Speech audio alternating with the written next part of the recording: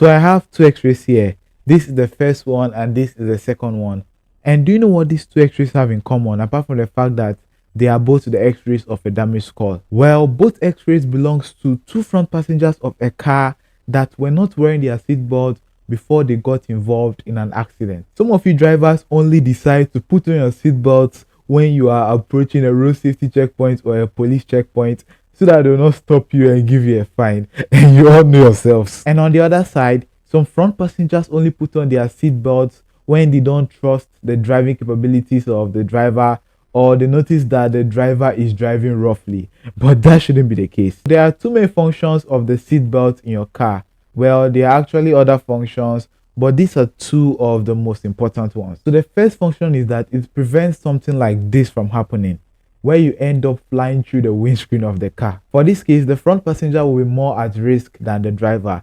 And this doesn't only happen during a collision or an accident. It might just be the driver having to brake quickly from a high speed due to an emergency. This supposedly harmless situation can possibly lead to severe injuries if you are not firmly planted to your seat by the seatbelt. Another function of the seatbelt is that it works in conjunction with the airbags by planting you into your seat and placing you in the perfect posture and position to receive the full force from the airbags in the event of an accident or a collision. I know that airbags might seem soft and harmless, but note that even though they are meant to save your life, if you are not in the right position to receive the force from them, they can also take it. During an accident or a collision, the speed it takes for an airbag to be deployed is about 200 miles per hour.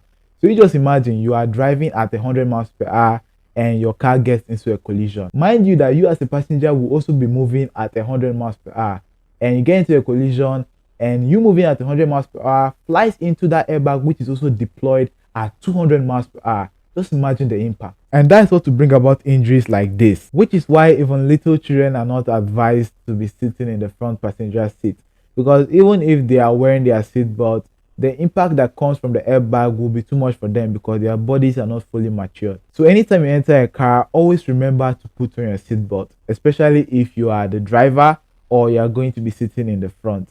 And yeah, I'll catch you guys in the next one.